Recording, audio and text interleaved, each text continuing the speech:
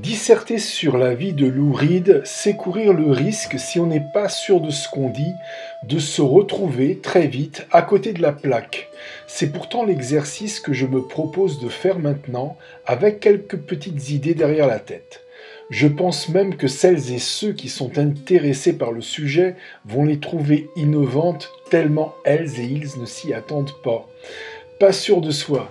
C'est bien évidemment un trait de caractère de Lou Reed dès les premières années de sa vie. Il comprend très vite que ce problème se résout avec le travail et Lou le fait avec acharnement pour devenir très vite le maître de ce qu'il fait. L'épreuve va aussi être à la hauteur. Lou prend dès le début des années 60 la marchandisation du sexe en pleine figure. Le choc est d'autant plus énorme que cette marchandisation qui a toujours existé, Lou Reed n'en a jamais eu aucune notion auparavant. C'est en faisant le tour de la question que Lou Reed trouvera la paix au fond de lui. Mais quelle histoire jusque-là! Nous savons ce que la marchandisation sexuelle parfois veut dire. La sexualité rentabilisée financièrement. Mais rappelons-nous de certaines facettes, comme par exemple des très légères, comme celles que véhicule la pub, ou de plus graves, comme la traite de l'être humain, qui va de l'adulte jusqu'à l'enfant, ou bien encore l'outil de chantage et de destitution de statut. Lou est né Lewis Allen à Brooklyn le 2 mars 1942. Il est le second du nom Reed puisque son père, Sidney George, avant de changer de nom, s'appelait Rabinovich. Sa mère, Toby Futterman, est une gloire locale.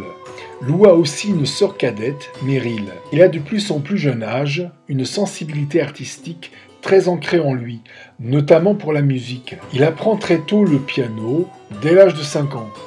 Il aime aussi la littérature et est très accro au free et au modern jazz, deux courants issus du bebop. Il apprend la guitare et en 1958, il enregistre un 45 tours de style doo-wop, So Blue, avec un groupe qui restera sous le nom de Jazz. À l'écoute de ce titre, on peut conclure que la marque reconnaissable de Lou Reed n'y est pas encore. À l'université de Syracuse, pas très loin de la frontière canadienne, mais toujours dans l'État de New York, il rencontre le poète Delmore Schwartz, devenu enseignant en littérature classique. Delmore Schwartz aura une grande influence sur Lou.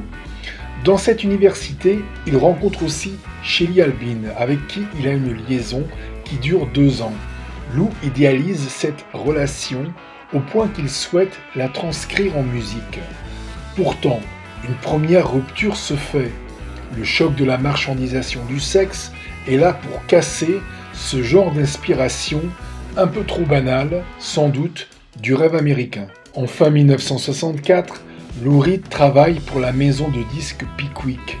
Il est censé produire un fonds de catalogue à usage divers. Pour son titre de Ostrich, il engage John Cale, un musicien que l'on peut qualifier de ric-rac, mais qui permet à Lou une ouverture sur des compositions plus expérimentales et complexes que de simples titres d'inspiration rock ou autres styles en vogue. John Cale fait partie d'une formation où on y retrouve la Young, un compositeur de musique contemporaine. Cette formation s'appelle Theatre of Eternal Music et plus tard The Dream Syndicate. Les caractères plus saillants de classification de la musique contemporaine commencent par le fait que si elle a gardé la structure classique, elle en a perdu la méthode afin de tout simplement pouvoir fusionner avec le maximum d'éléments possibles. John Cage, le grand auteur de musique contemporaine de New York, a eu pour professeur Arnold Schoenberg, très représentatif de ce qui est arrivé au classique au début du XXe siècle. La grande utilité du classique chez lui se limite à nous ouvrir l'esprit à Henry Purcell. Alan Berg, l'élève de Schoenberg, est classiquement très enfantin. C'est toujours le poids des arrangements qui le sauve. À sa façon, John Cage rejoint la recherche de nouvelles formes musicales en plein XXe siècle. Sa musique revendique toujours ses fusions comme des attaches et, ainsi, tente de multiplier ses points de convergence. On peut situer son apparition en bonne et due forme après la Seconde Guerre mondiale. Elle correspond tout à fait avec l'apparition et le développement des enregistrements sonores. Ces foyers d'origine ont pour source les lieux traditionnels où la musique classique s'est développée. Les lieux où elle a innové le mieux sont surtout situés dans l'État de New York. C'est là où elle est devenue la plus caractéristiquement minimale, dans le sens de répétitive. Les formes proto qu'elle a prises au début du XXe siècle montrent qu'elle souhaite échapper au déterminisme du classique, soit le romantisme. Plus tard, les musiciens new-yorkais la conçoivent avec une aptitude à échapper à tout déterminisme en règle générale. À la fin du XIXe siècle, la musique classique s'occidentalise. Sa méthode va dans ce sens. Le terme de méthode peut paraître abstrait pour le non-initié. L'auteur aussi à sa façon chasse. Dans le fond, le déterminisme reproché au classique passe par cette notion de chasse. En détruisant la méthode, la musique contemporaine ne fait que changer la façon de chasser. C'est une musique non pas ouverte à d'autres éléments, mais à leur captation.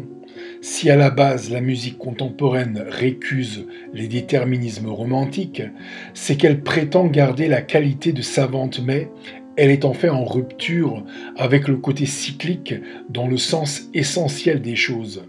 Ainsi, je vous laisse juger sur le fait que la musique de Pierre Boulez manque de notions testamentaires. Lou Reed associe cette musique à la sienne avec la personne de John Cale. Elle devient une très belle expérience pour Lou Reed, dans le sens où elle lui permet, à travers ses formes musicales, d'exprimer cette marchandisation sous certains angles. Quand la Mantiang s'est lancée dans le Theatre of Eternal Music, c'était avec la volonté de populariser la musique contemporaine. Les disciples de la Mantiang, qui entourent déjà et vont entourer Lou Reed, ne sont pas les meilleurs, à l'exemple de John Cale, qui travaille et travaillera énormément pour les grands, mais qui n'en est pas un lui-même. Terry Riley est aussi un disciple de la Mantiang. Sa musique va dans sa droite ligne et vise une ouverture avec la musique noire. Ainsi, les albums de Riley auront de multiples colorations comme le roots, jazz, funk, gospel, etc.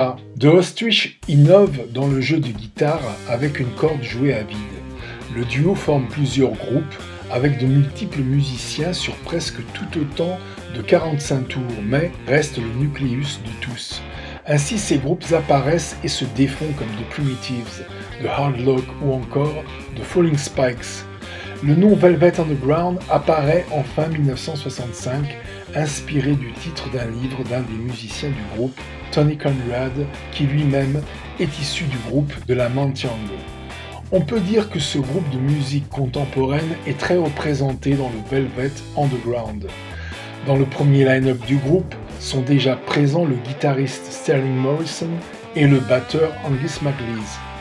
Avant même que l'année soit finie, MacLeese est remplacé par la sœur cadette d'un ami de Sterling, Maureen Tucker, qui de principe joue sans cymbales, très proche des traditions subsahariennes, renforçant la signature contemporaine de ce groupe.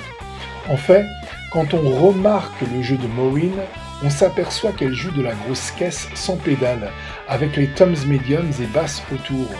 Bien sûr, elle utilise très légèrement les cymbales ou des instruments similaires, si on observe bien.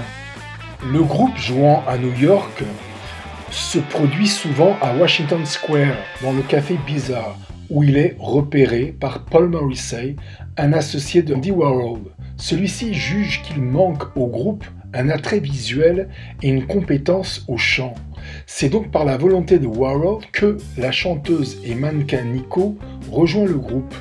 Grâce au lien que dorénavant il a avec Warhol, il décroche un contrat avec une filiale de la MGM, Verve, et se produit à la Factory de Warhol qui finance aussi plusieurs séances d'enregistrement. Le groupe devient l'attraction d'une série de performances artistiques de Exploding Plastic Inevitable.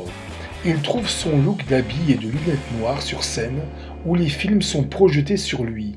Entre le 16 et 23 avril 1966, en pleine période de cette série, le groupe enregistre l'album The Velvet Underground and Nico. Beaucoup des sujets traités dans les titres sont inspirés par Warhol et les styles musicaux aussi. Nonobstant, la sélection des titres de l'album, au vu de tout le travail que les musiciens ont fait avec et sans Nico, lui donne un niveau pour adolescents. Il est intéressant de se servir de cet album comme point de départ pour une recherche de publication qui existe où le groupe est largement plus expérimental. La pochette à la fameuse banane du premier album des Velvet Underground, à laquelle chaque époque apporte une définition très axée sur l'essence du rock, montre que l'on entre dans la marchandisation du sexe par la porte de la banalité. Velvet Underground est parmi les plus grands groupes de rock qui n'aient jamais existé. La série du Exploding Plastic Inevitable se poursuit jusqu'à mars 1967. Ce spectacle est basé sur des scènes sadomasochistes. Les personnages sont dans un contexte où l'on peut mettre ce que l'on veut comme notion de civilisation, mais qui est donné à voir au spectateur. C'est un contexte déterminé par un état psychologique de nudité induite par le sadomasochisme. C'est donc par le côté voyeur que ce spectacle commence à s'expliquer. Tous les niveaux d'interprétation s'inscrivent à travers le voyeurisme. La vérité est utilisée comme un composite de tous ces niveaux. Elle n'a pas d'existence propre, mais est au-dessus de tous, comme la forme la plus complète de leur logique. Marshall McLuhan le dit par d'autres mots. Tout arrive à tout le monde au même instant. Tout le monde le sait et donc participe à tout ce qui arrive au moment même où ceci a lieu. Cette nudité est expiatoire.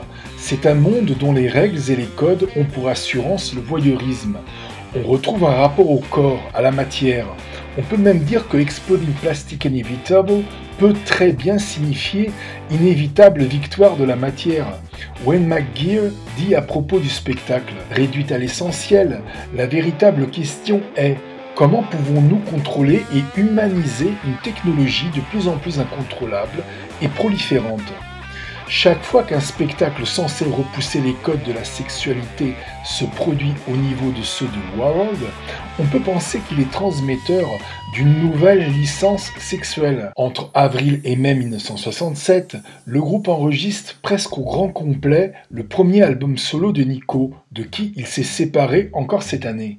Chelsea Girl, cet album en question, sort en octobre. En janvier 1968 est publié l'album White Light White Head.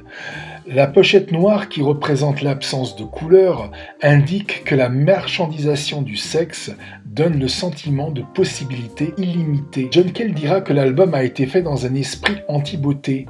Il s'agit du dernier album où John Cale joue avec le groupe. En septembre 1968, John Cale joue presque tous les instruments sur le deuxième album de Nico, The Marble Image, qui sort en mai 1969. Nico est né Christa Päffgen à Cologne en 1938.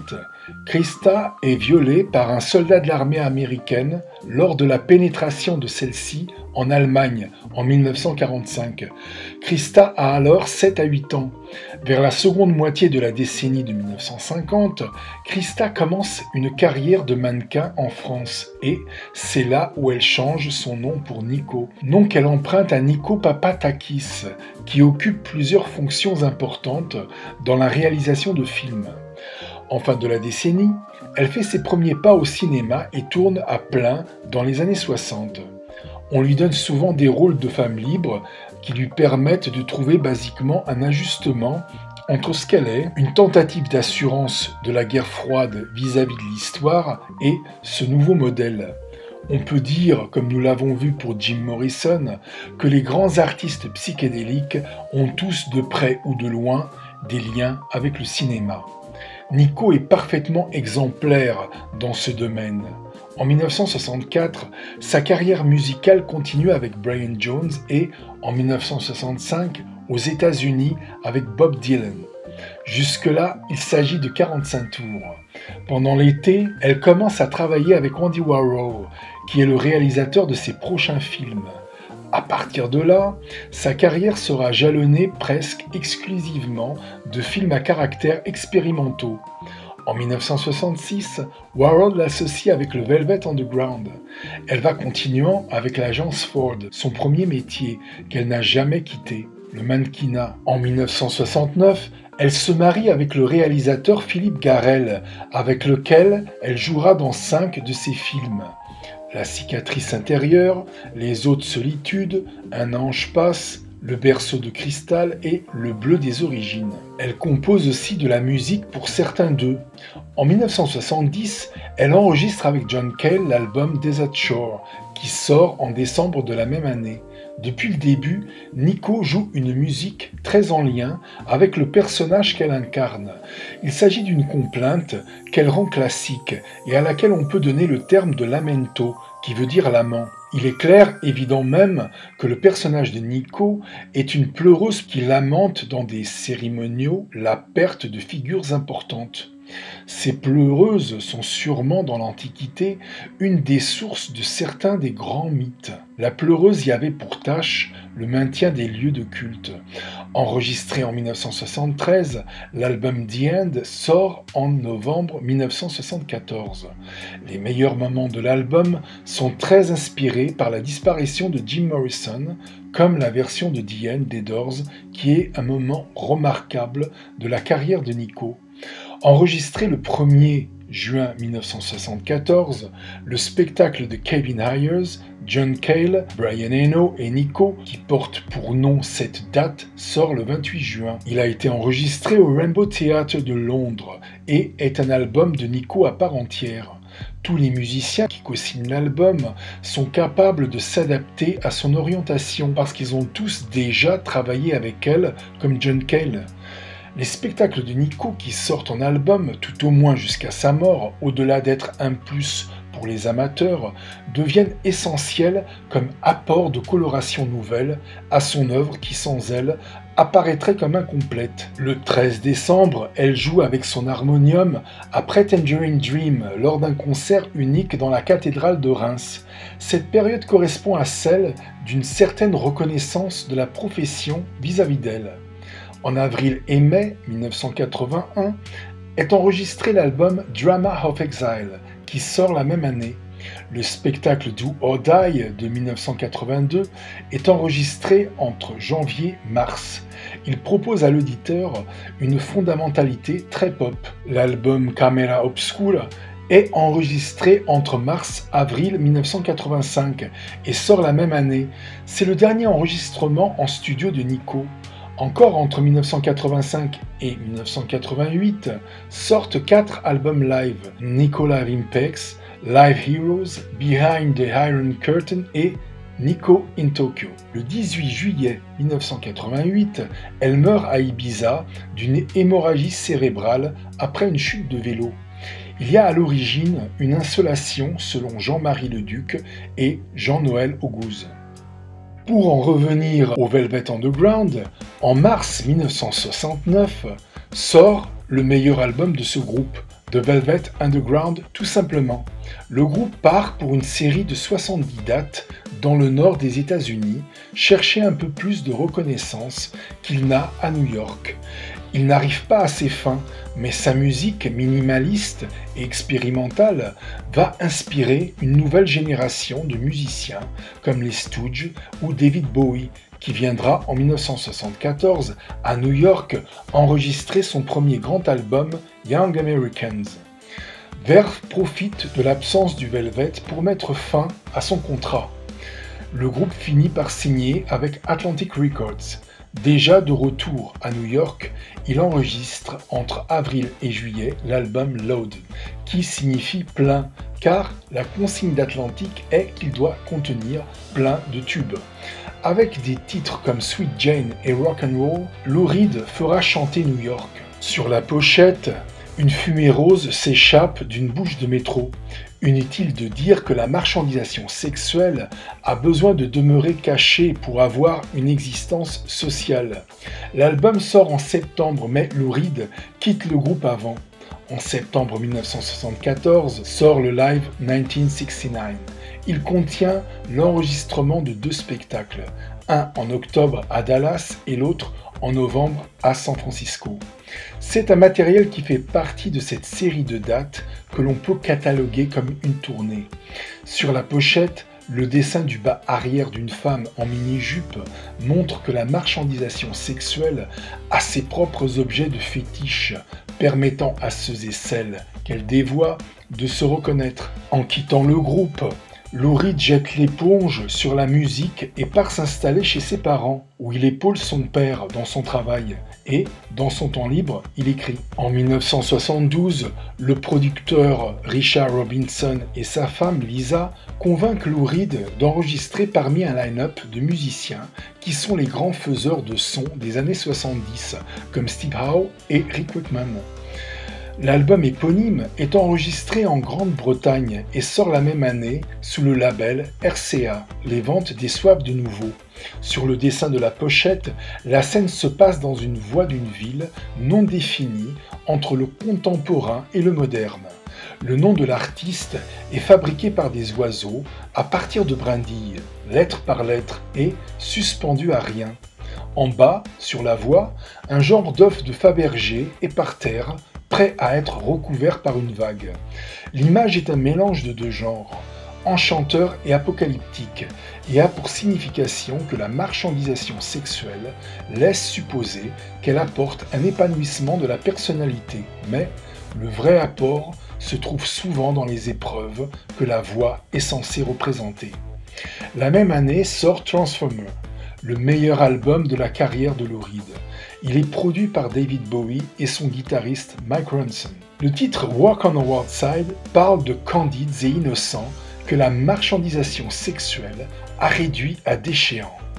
La pochette est une image photographique de la partie haute d'une scène qui dégouline plus qu'elle ne déborde sur le visage de Lou Reed. Graphiquement, cette pochette trouve une continuité au sens de celle d'avant. L'être humain pense avoir la maîtrise de la marchandisation sexuelle alors que c'est elle qui a la maîtrise sur lui. En 1973 est publié l'album Berlin. La pochette montre la photo d'un couple avec Lou Reed et sa guitare au milieu. Le verre est brisé pour montrer l'état psychologique de l'artiste qui a voulu, rappelons-le, dans le passé, pour thème idéal de sa musique, la vie de couple. Tout autour de la photo, servant de cadre, la vue plongeante d'hommes et de femmes couchés, enlacés et serrés symbolise la marchandisation sexuelle qui annule et rend obsolète ce genre de thème. Rock'n'Roll Animal est un spectacle rock de très bon niveau. Il est enregistré le 21 décembre 1973 à l'Academy of Music de New York et sort en février 1974. Cet album connaîtra dans les années 80 un très grand succès en France. Pour la curiosité, le titre vient d'un album pirate de Lou Reed et qui a plu à l'intéressé. La pochette est une photo de la partie haute du buste de Lou Reed en pleine lumière. La marchandisation sexuelle a pour intention de devenir le côté souverain dans l'être humain, au détriment de toutes les autres facettes. L'album Sally Can Dance est enregistré entre le 18 mars et le 16 avril 1974 et sort la même année. Il véhicule une série de personnages qui vivent des situations, symboliquement et de facto, de déviance sexuelle. Toute leur histoire, qu'elle soit sur la vénalité, Babyface, la prostitution pour la clientèle de haute société, Ride Sally Ride, les instincts sexuels réprimés, Animal Language, ont à voir de près ou de loin avec la marchandisation du sexe d'une façon qui permet de lever le voile du convenu et de l'autoriser.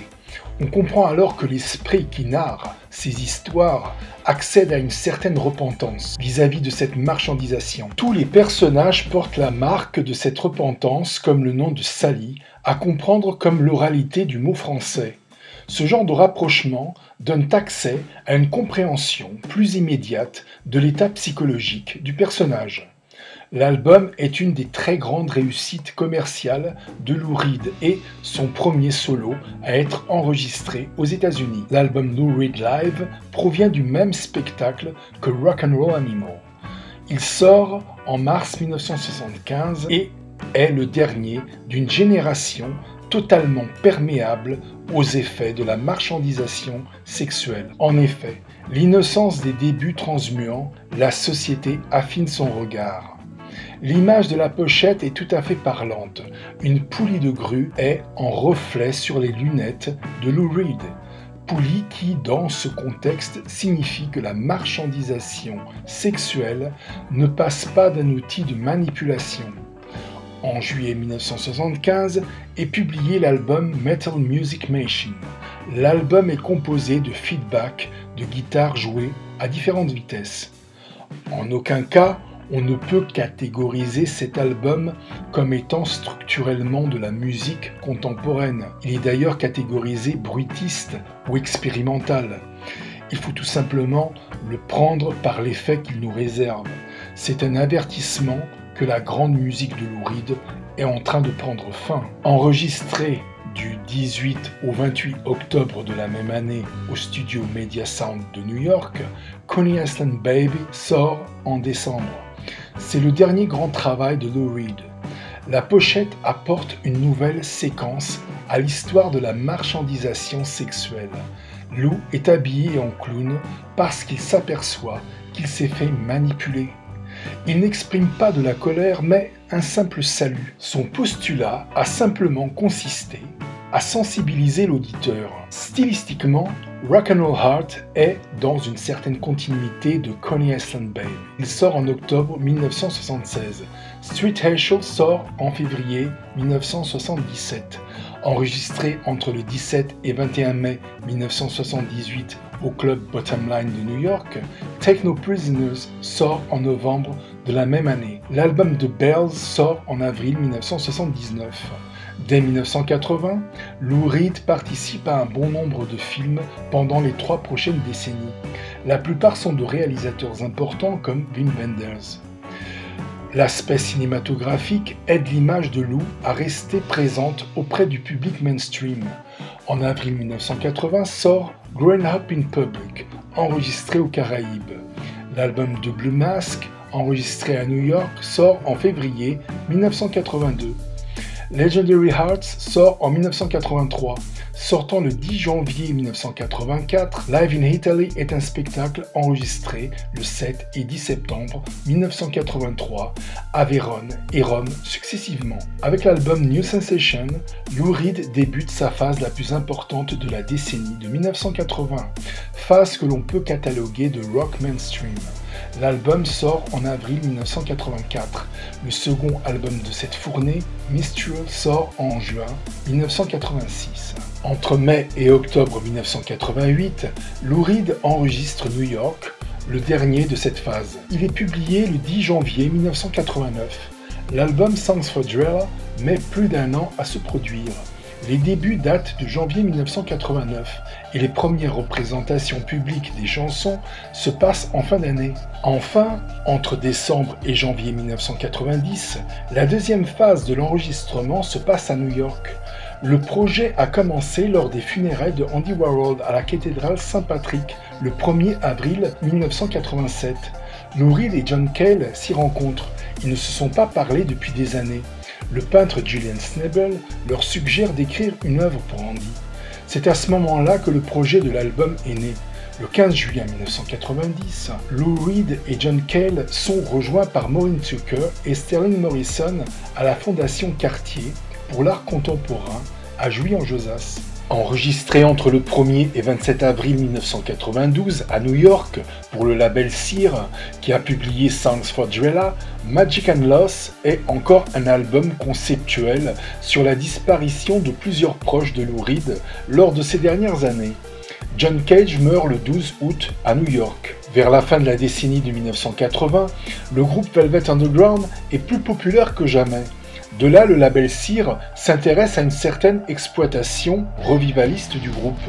Le concept de Sear est de donner une continuité à la légende. Celle-ci n'est pas finie, elle continue sous nos yeux. C'est dans ce sens que Sear publie l'album New York à l'iconographie somme toute velvétienne. Le retour à cette iconographie est aussi un choix artistique assumé par ces artistes. Choix fondé sur la popularité du Velvet Underground, dépassant dans les années 80 parfois la popularité des carrières solo de ces dissidents. Après tous ces tournants d'une même histoire, en fin 1992, le Velvet Underground se reforme pour une tournée qui, vous l'avez dans le mille, donne lieu à un album live enregistré à l'Olympia le 16 et 17 juin 1993. Sears sort cet album le 26 novembre. C'est le Velvet Underground de Lou Reed et John Cale. Il n'y a pas de gueule, et pour ce qui concerne Nico, le problème ne se pose pas puisqu'elle est morte. Sous la série Table of the Element, John Cale publie dès le début de la décennie de 2000 la plupart des enregistrements axés sur la musique contemporaine qu'il récupère de sa grande époque à droite et à gauche. Ainsi, en 2000 est publié Day of Niagara. 2001, St. Blages Music, où la grande musique est livrée comme en fragments. Dream Interpretation et Stainless Gamelan. Set the Twilight Reeling sort le 20 février 1996. Il a été enregistré pendant l'année 95 et est l'album le plus marquant de Lou Reed durant la décennie de 1990. Enregistré le 3 juillet 1997 à Londres, l'album du spectacle Perfect Night sort le 21 avril 1998. Sa qualité le met plus du côté du dernier album studio. L'album Ecstasy sort le 4 avril 2000. Enregistré pendant l'année de 2002, l'album The Raven sort le 28 janvier 2003.